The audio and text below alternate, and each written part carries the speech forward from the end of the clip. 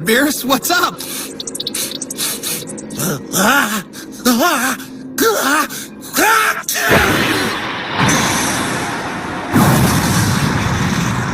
Whoa, talk about a sneeze!